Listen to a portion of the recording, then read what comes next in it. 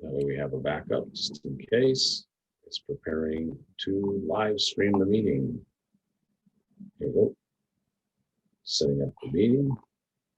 Okay. Done. Great. Okay, we're all set right now. We're recording on YouTube, and I just want to mute this here because otherwise I hear the YouTube going too. Great. Okay, that's great. Excellent. Okay, welcome everybody. Abraham Nismach here, and I'm here with Shane Green. As usual, we have our Culture Hacker series here, where I think we're number 5 of what it is. And this was how to enable and empower your employees for great CX performance and results. You know, this is amazing because when I had my business, I had a small business, and one of the things I did is that everyone that was employed by us, that worked with us, I don't say for us, I never liked that term, we worked for each other. Everyone had keys to our shop. We trusted everybody. And they were empowered to make decisions when they used to come to me with problems. We had this t-shirt and screen printing and engraving. And so decisions had to be made in terms of there's some kind of a problem. Let's say the machine operator would come to me to help them solve this problem. And I said, hey, you're the expert. I said, I trust you to solve that problem, and I'll back you up if you make a mistake. I said, but I believe in you. And I'm telling you, I never had to worry about anything with these guys. It's amazing. So that being said, I'm going to welcome, we have some people starting to show up now. We have, I think we get some audio issues here. Leslie, how you doing? You want to say hello? You can unmute here. We're friendly. We're people friendly over here. We love people. Swart, you got what is that how you say your name? Swart, or you just got some kind of a gnome diploma over here? Kim, okay, Kim, I see you got your finally. You want to say hello? Okay, don't be shy. You can unmute, you can turn your camera on, all that good stuff. No? Okay, well, that's the case. Without further ado, I'll let Shane take it from here. Thanks, Abraham. All right, everybody. Thanks so much for joining us today. Again, Abraham kind of introduced obviously one of his favorite topics, and this is just so important. And while it seems in some ways very sort of intuitive and basic, it's amazing how many times we're out there in the world and this idea of enabling and empowering your employees is just not there. For those of you that haven't joined us before, just to give you a little background, my name is Shane Green. I am the Culture Hacker. My background really started with the Ritz-Carlton Hotel Company quite a while ago, but that foundation in hospitality is extended not only throughout the hospitality industry, but also across many industries as we've worked with different organizations to not only build customer journeys, but also employee journeys as well. And that was a big impetus for us to get into this idea of culture. Way back when in Ritz-Carlton, there was a quote, and it's called a hospitality axiom, which is a truth that we used to focus on and talk about every day. And it's a simple one, something that you may be able to relate to, but a person with great attitude will always give you great service. A person with poor attitude will always deliver poor service. And we used to talk about that every day because what we understood was that if someone had a poor attitude, no matter how efficient, how quick, how well they delivered it, the service was just perceived as poor. And this is the kind of the foundation that's really stuck with us as we've worked with a lot of organizations about their idea of customer journey, customer experience. And what we realize is that the key element, which usually incorporates product, place, process, and people, is of course people. And that's really the impetus of our work into culture. It's important to understand culture is just the collective mindset, attitude, and feelings of employees. It's about how they feel about what they do and who they do it for. And so this has always been the sort of the thing that's been most interesting to us, is that when it comes to your ability to take care of your customers, it really is driven by the collective attitude of a group of people. Now, on your team, you may have that one person who's having a bad day. Always throughout our time at the Ritz-Carlton is we'd always talk about that one person, and we'd sort of ask, hey, who needs to be picked up today? If someone was having a bad day, feeling a little tired, feeling a little slower, it was okay. It was expected, and the rest of the team would rise and kind of pick that person up. Obviously, if that person was always tired, was always behind, then we had a larger problem. But for the most part, we're always focused on the collective. And that is something that you should be focused on each and every day. What is the collective hearts and minds of your group of people? How are they feeling about what they do and who they do it for? And as long as collectively they feel good, then your culture is in a good space. Now, that's very important because culture manifests itself in an employee's behavior. Obviously, their attitude, how they feel about what they do and who they do it for, impacts how much effort they put in, how productive they will be, how well they'll take care of their customers, I think is always an important one as well. And so it's really key to understand that that collective attitude has so much impact and really does have a big impact in your company and in terms of the reputation of the company. I always think reputation is important in today's world, and a lot of that is driven based on the idea of what people, your customers particularly, are talking about you online. And I think this is critical because reputation is brand. And whether we like it or not, what we see out there today is how your company, how your business, how your experience is talked about by customers is more powerful than any advertising marketing that you might do. So really, culture is such a driver of brand. As Tony Hsieh, the CEO of Zappos, used to say, you know what, brand is just a lagging indicator of culture. Culture is everything.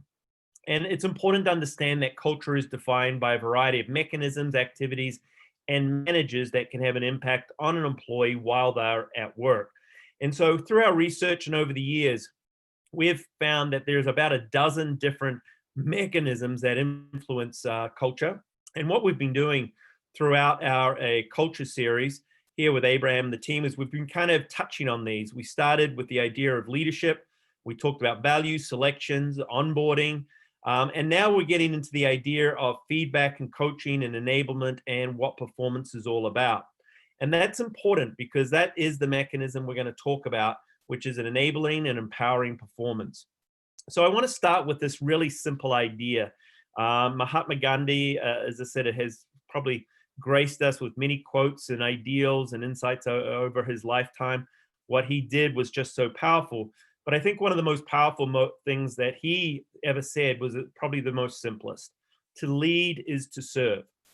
And I always find this interesting because you have to think about at that time what he was going through and what he saw around them, which of course was the sort of the English monarchy and its influence. He saw these leaders walking around with their, beautiful uniforms and everything on. And basically what he saw was that their belief as being the people in charge was that the people around them served them. And so what he powerfully sort of got across to the world is that it's not the people that serve the managers or people in charge, but in fact the reverse. For you to be a true leader, you have to be focusing on serving your people.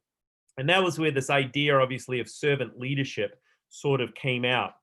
And over the years, it's been interesting because servant leadership, I think, is talked about a lot. And you start with this idea of, well, what actually is it? And it's as simply as just putting the needs of others first. I always think that one of the most important sort of underlying elements of a good leader is that they really focus on helping others become their best and really helps them sort of lift up and be something that they can really, that they may not have believed they could become themselves.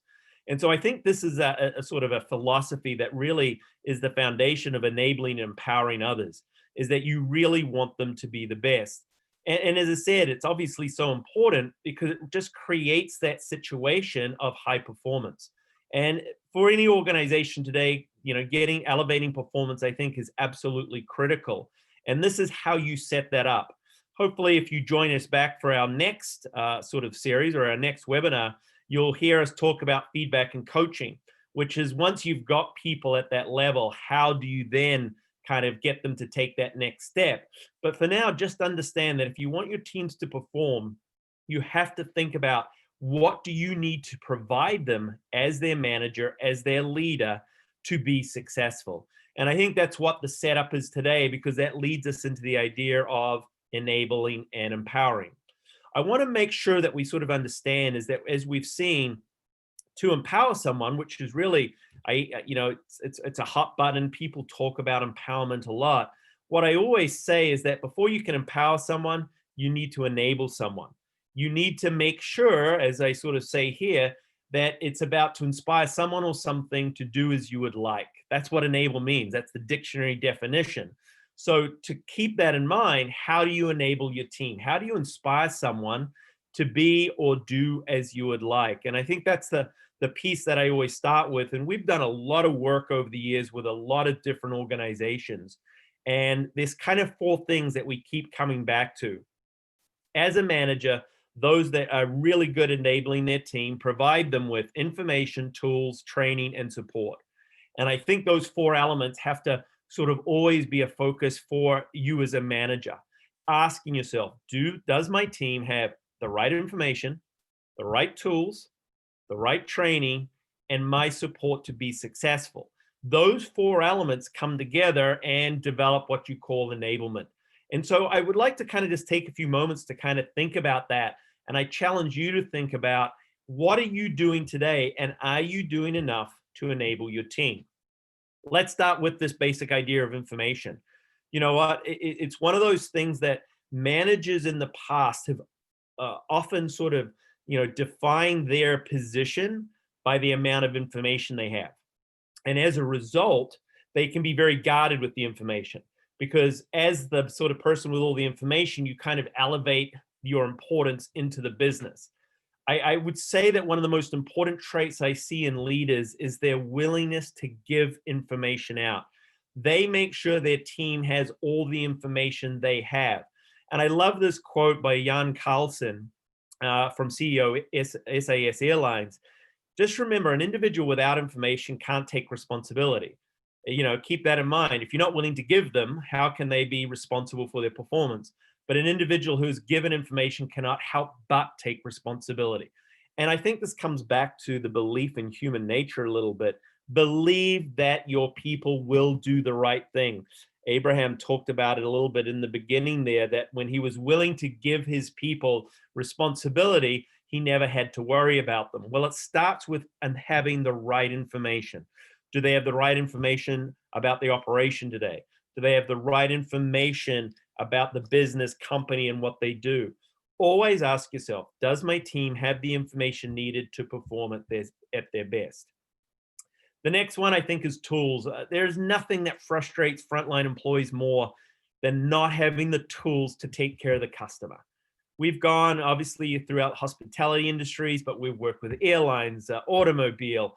Everything comes back. If you talk to the staff, what frustrates them the most is when they can't be their best or do their best because they don't have the tools to do the job. And this is a responsibility that all managers must be on top of. It is not acceptable for you to run out and not be able to supply your team with enough. Now, I hear these arguments all the time.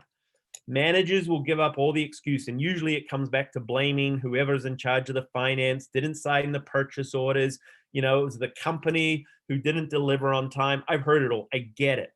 But remember, it's your responsibility. You need to be on top of this. You need to be on top of your ordering process, your inventory process. You need to have the pulse that you know what your team needs, and you make sure you get it to them. And so keep that in mind. I often find this is overlooked, and yet it is so absolutely critical. You cannot enable someone unless they have those tools.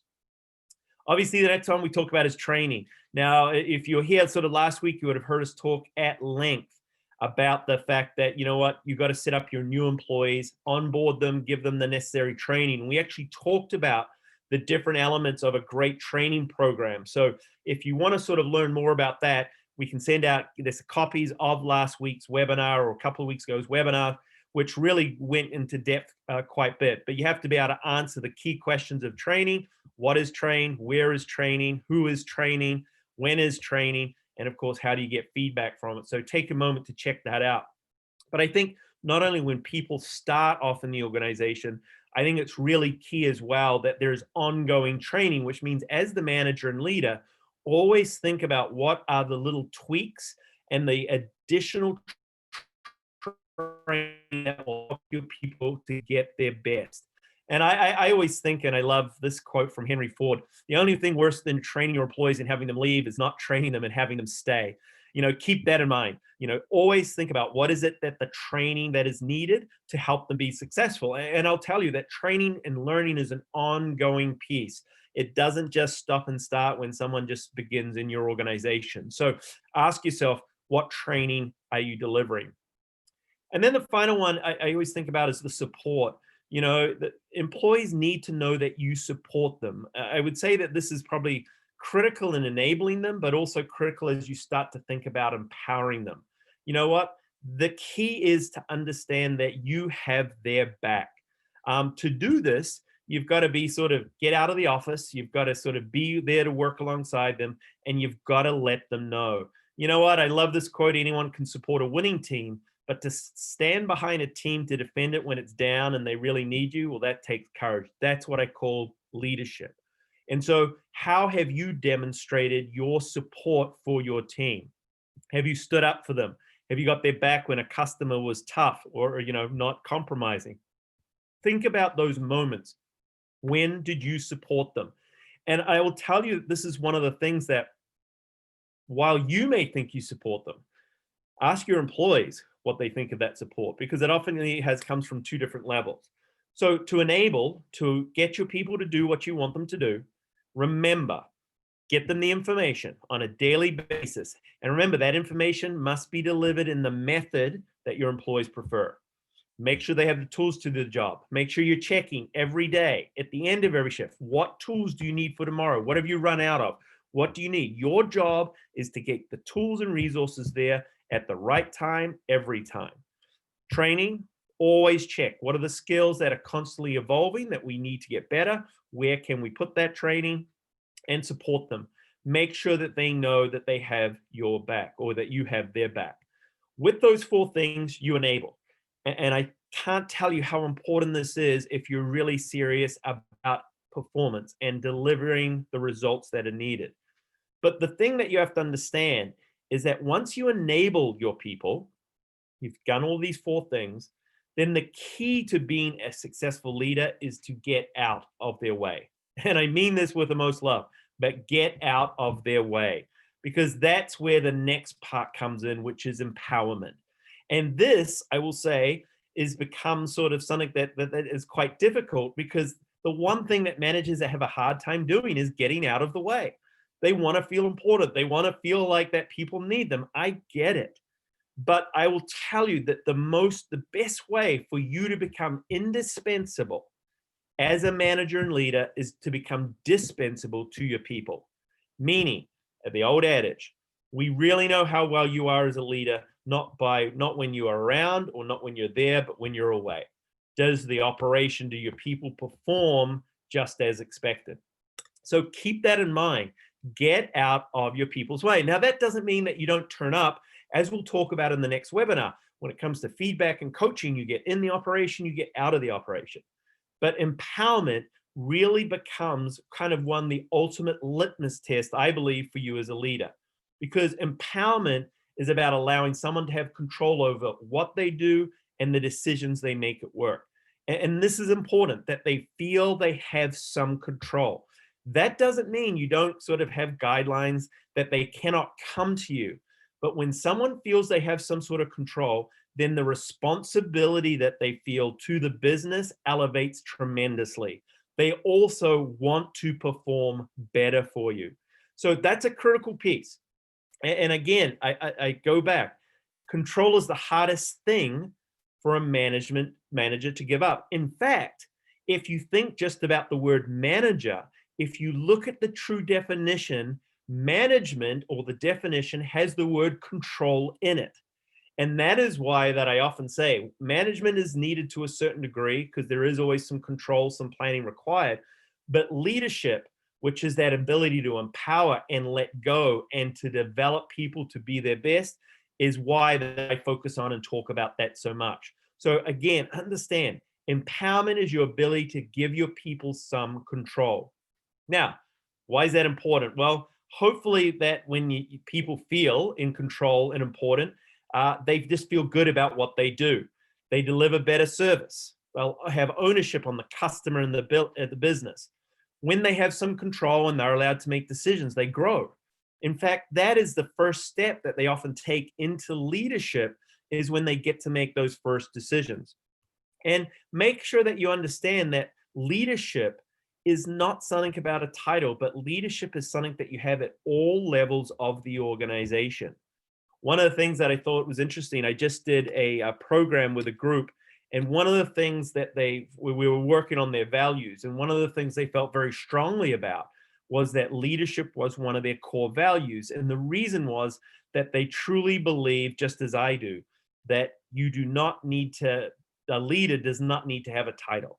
To have leadership at all levels of the organization is to have people on the front line comfortable to make decisions, but are comfortable enough to really make sure that everything goes right, everything is performing at its best, and quite honestly, delivering their best.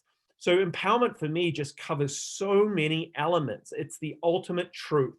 And listen, at the end of the day, understand that when you empower someone, it doesn't mean everything goes perfect. And I think this is a key part of what you have to be overcome as a manager, is that you want everything to be perfect all the time. It just doesn't happen that way. But as we'll talk about, that willingness to kind of allow your people to make a mistake in the right way and right frame certainly is a great way to kind of elevate how they think about you. What I would say when it comes to empowerment, particularly working with customers, is that in today's world, customers expect decisions faster. They expect responses quicker. And if you are going to have a controlling management structure where all decisions have to go through the manager, then you understand that you're going to disappoint your customers. It just takes too long. A customer expects the person they're speaking to, whoever represents the organization, to make a decision quicker. So you can't have this top-down approach where you sort of say to them, excuse me, let me go and ask my manager. That simple process of taking an extra couple of minutes outside of extreme circumstances is one of the quickest ways for a customer to believe that they are getting poor customer service and ultimately a poor experience. By having your employees empowered to make decisions, they can move quicker, customers will tend to be happier, and overall the business will be more successful.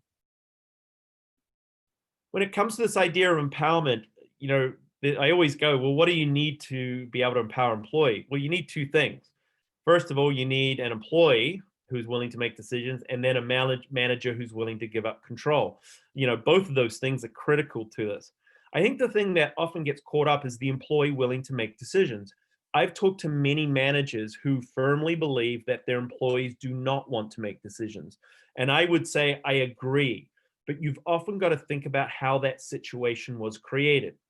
What happens is certain people, and based on culture, based on upbringing, have been taught for their whole life not to make decisions. In fact, they are taught very clearly early on that if they do make a decision and it's a mistake, they'll get in trouble. And so what happens is a lot of employees have been socialized over the years to not make decisions. Who wants to get in trouble, right? So what happens at the end of the day is people either socialize. We socialize them at home, then they go to school, then often in their early careers, they were around managers that basically says, if you make a mistake, you'll lose your job. If you make a mistake, you'll get in trouble. And so as a result, we have generations of workers who have basically been socialized into this simple idea: don't make decisions. Why? Because you could get in trouble. Why? If you get in trouble, you may lose your job. So listen, the idea of an employee who is willing to make decisions is not as easy and as common as you think, particularly with our older employees, because again, the socialization has been much longer. We're seeing in younger generations a much stronger willingness to make decisions. Again, I think they're willing to challenge decisions. Again, you're seeing changes in how people are being brought up, and you're seeing a willingness, I think, early on to understand that this decision making, or the ability to have some control, is an important part of work and growing and developing careers. So keep that in mind. It is not common that all employees will be wanting to make decisions, but know that in that case, it was a situation where over a period of time, they've just been told and socialized into the idea that making decisions, I don't want to do it because I don't want to get in trouble and I don't want to lose my job. So that's important. As I said, I gave the quote earlier, but the only way a manager can become indispensable is by becoming dispensable. And that requires the empowerment. So this is where we kind of come to the point of like, well, how do you best empower your employees?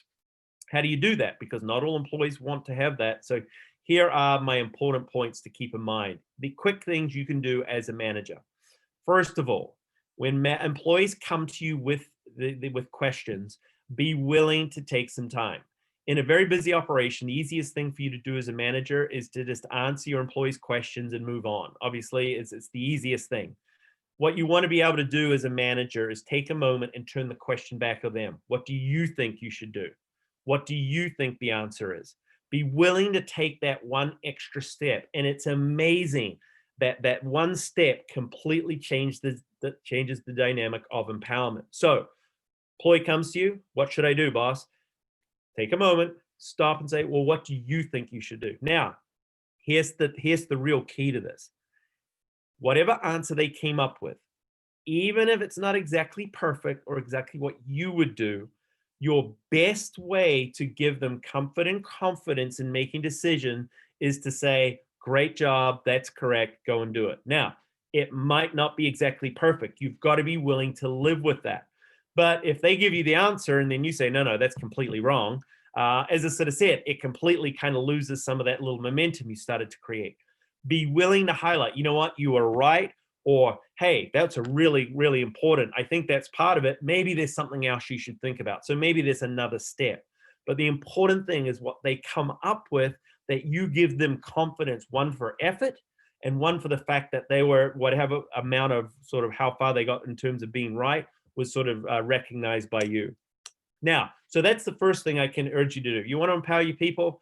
Be willing to stop answering all their questions or doing everything for them. The second thing, and this is probably the biggest one, your employees are going to make mistakes. They will make a bad decision. The first thing that they're looking for and that you can do to shut down empowerment is to get really upset at them. That is critical. And by the way, it's the toughest thing. I will tell you, I've been in many situations, particularly union environments, where there will be a person in the employee group who will purposefully make a bad decision to see if you get upset. Why? They're wanting to see you get upset so they can turn to the rest of the group and say, look, I told you empowerment's not real. Don't make the decisions.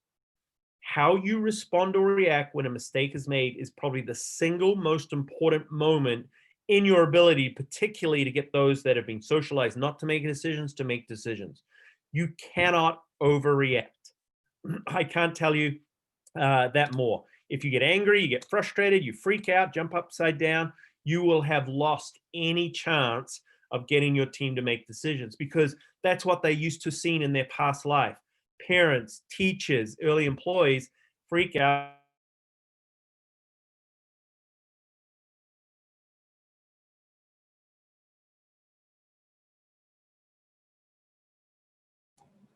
Shane, I don't know if you can hear me, but I can't hear you. So hear me? Yeah, you're no vocal. Are you able to hear me? Can you give me a thumbs up if you can hear me? I can hear you. Yeah, okay. I think you just came back for a moment. Can you hear me now? Okay. Go ahead and speak. Can you hear me? You're breaking up. Is it me, or is it, can anyone else tell me that you're having trouble hearing Shane?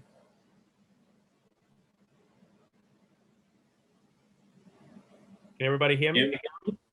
Right now, yeah. You can hear me? Yeah, you're breaking up.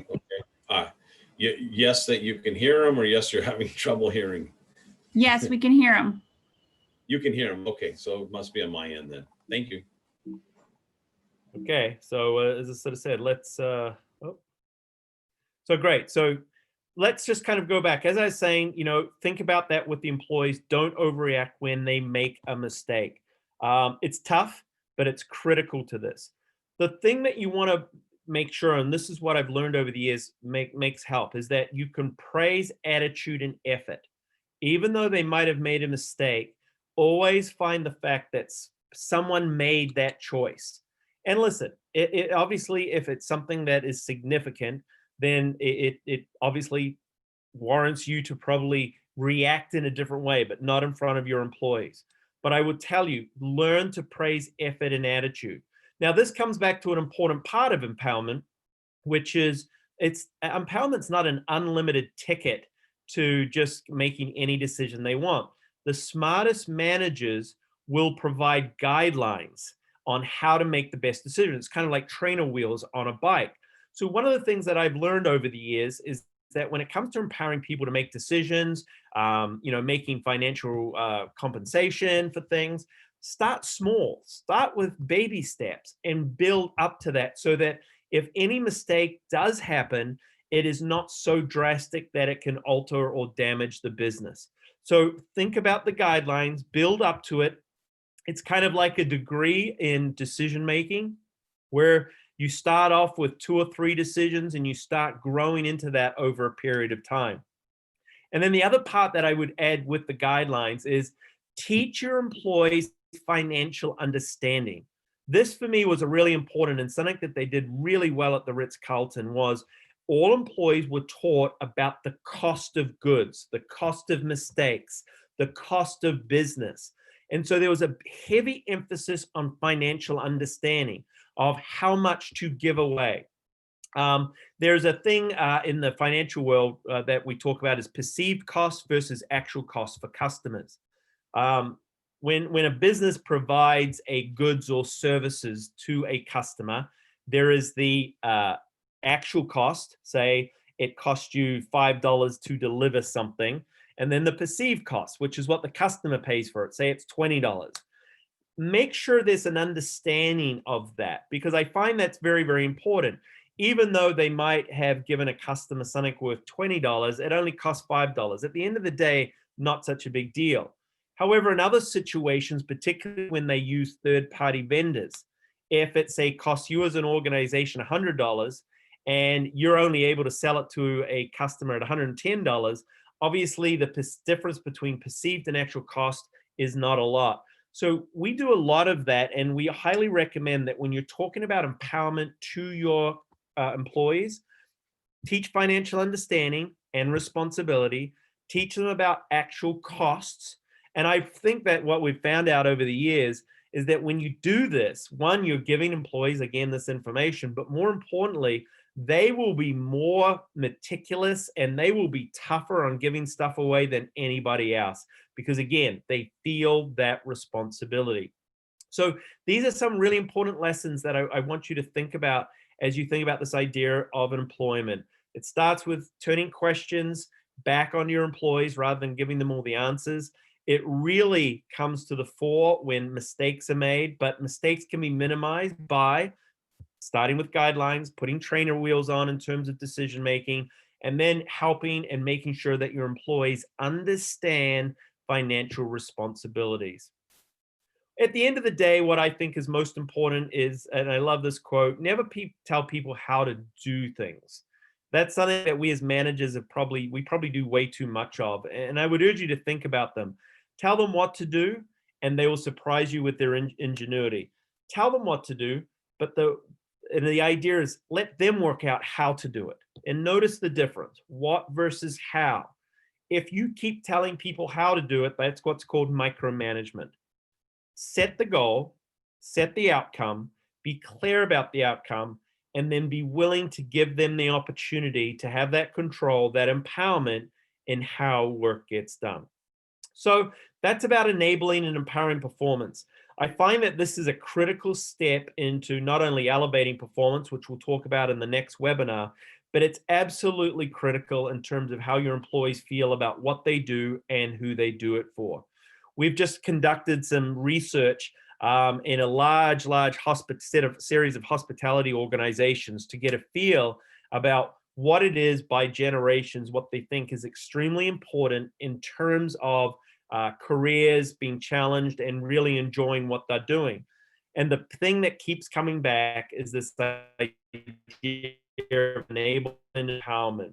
We saw time and time again when managers were rated high on training, communicating information, making sure that the right tools that were there and support, that they were significantly higher in terms of their ability to challenge and develop and to think about their working environment. And then when we tested them on the question of how much control they had over what they did, those employees that felt they had a lot of control over what they did on a day-to-day basis were significantly more satisfied than those that did not. So keep that in mind. It comes with starting to have a philosophy about servant leadership. Remember, to lead is to serve. And what you need to serve to your employees is to enable them to set them up to do a great job, but then empower them to have control over what they do on a day-to-day basis. So as always, thanks very much for tuning in. And I want to open it up right now for anyone who has any questions or comments, and we can spend some time on that. Abraham.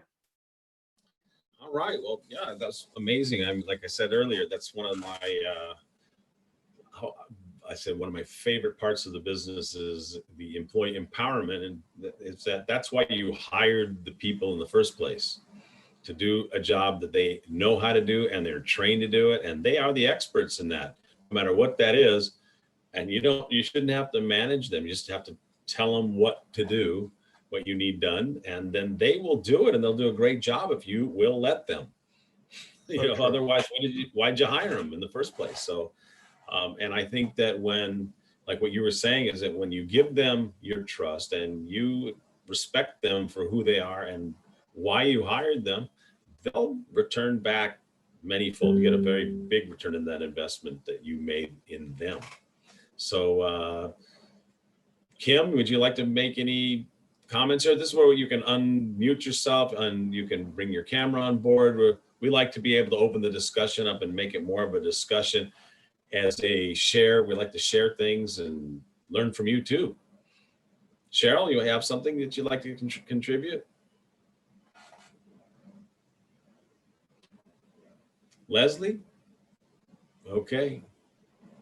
All right. I think we have everybody here that is just enjoying what you had to say, and now they're just thinking about it. Well, listen, they're going to get an opportunity. We'll send out a copy of this recording. Please review it, share it with your friends, and obviously your peers. But please make that effort in terms of the servant leadership. I think it's so important. And right now, probably more than ever before, as we think about everything going on in the world, really think about what you can do to serve those around you, to make a difference. And remember, just having a title does not make you a leader. If you're a leader, you'll make that title. So thanks everybody for checking in, and hopefully you found this beneficial in terms of your own leadership style and developing a great culture. Great. Well, I have Kim here. She typed it, said she really enjoyed it, and she thinks it amazing. Appreciate it. Thank you. Leslie, thank you. Really enjoyed the webinar. All right. Thank you, everyone. We enjoyed having you, and we're having them just about every week. We have a webinar, unless further notice, with Shane here. He has all kinds of great stuff. If you would like to get the past webinars, just let me know. Feel free to reach out and say, hey, please send me those things, and I will do my best to do that for you. Okay. So, all right, everybody. Thank you.